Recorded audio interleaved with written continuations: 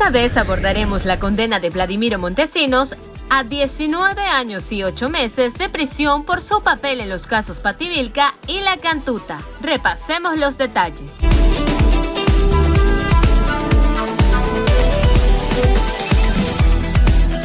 Para entender completamente este veredicto y su significado, retrocedamos en el tiempo hasta la década de 1990, cuando Perú estaba sumido en la violencia política generada por grupos como Sendero Luminoso. En este turbulento escenario, Vladimiro Montesinos, asesor en la sombra del entonces presidente Alberto Fujimori, desempeñó un papel crucial. Montesinos, orquestador detrás de las sombras, se enfrentó a la justicia por su participación en el caso Pativilca, un suceso lamentable ocurrido en enero de 1992 en la localidad de Pativilca, provincia peruana de Barranca. Aquí el Grupo Colina, una organización criminal dirigida por Montesinos, secuestró, torturó y asesinó a 6 campesinos acusados falsamente de pertenecer a Sendero Luminoso. La audiencia, que culminó con la condena de Montesinos a 19 años y 8 meses de prisión, tuvo lugar ante la Cuarta Sala Penal Superior Nacional Liquidadora Transitoria. Cabe destacar que Montesinos se acogió a la terminación anticipada en el caso Pativilca, admitiendo su culpabilidad en los delitos de homicidio calificado y desaparición forzada. Esto contrasta con la decisión de Fujimori de continuar con el juicio para demostrar su inocencia. El caso Pativilca marcó un hito trágico en la historia peruana. Montesinos, al aceptar su responsabilidad en los crímenes, reconoció los cargos y aceptó la reparación civil solicitada. Sin embargo, la sombra de la impunidad aún rondaba, ya que Fujimori buscó exculparse de las acusaciones. Pero la trampa de Montesinos no se limita al caso Pativilca. En el caso de la masacre de La Cantuta, el Grupo Colina, operando bajo las directrices de Montesinos, llevó a cabo una brutal masacre. Los informes de investigaciones señalan que tanto Montesinos como Fujimori estaban al tanto de estas operaciones. La implicancia de Montesinos en estos crímenes fue crucial para las condenas que recibió posteriormente, incluyendo aquellas relacionadas con violaciones de derechos humanos. Tanto él como Alberto Fujimori fueron señalados por su participación en la autorización, supervisión y encubrimiento de los crímenes cometidos.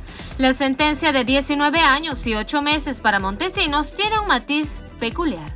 Aunque es condenado, se le otorga la figura legal de pena cumplida, debido a que su encarcelamiento se hizo efectivo en junio del 2001, cuando comenzaron a correr los 19 años y 8 meses ordenados por el Poder Judicial.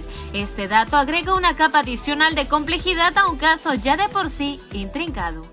Adentrémonos aún más en el turbio historial judicial de Vladimiro Montesinos, un personaje cuya sombra se alarga sobre numerosos casos de corrupción, violencia y abuso de poder durante la década de los 90 en el Perú.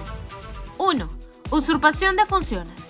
En el año 2002, Montesinos recibió una condena de 9 años y 4 meses de cárcel por haber ejercido como jefe del Servicio de Inteligencia Nacional sin haber sido oficialmente designado para dicho cargo. Esta usurpación de funciones es solo uno de los muchos ejemplos de su flagrante abuso de poder durante su tiempo como asesor en la sombra de Fujimori. 2. Caso Diarios Chicha.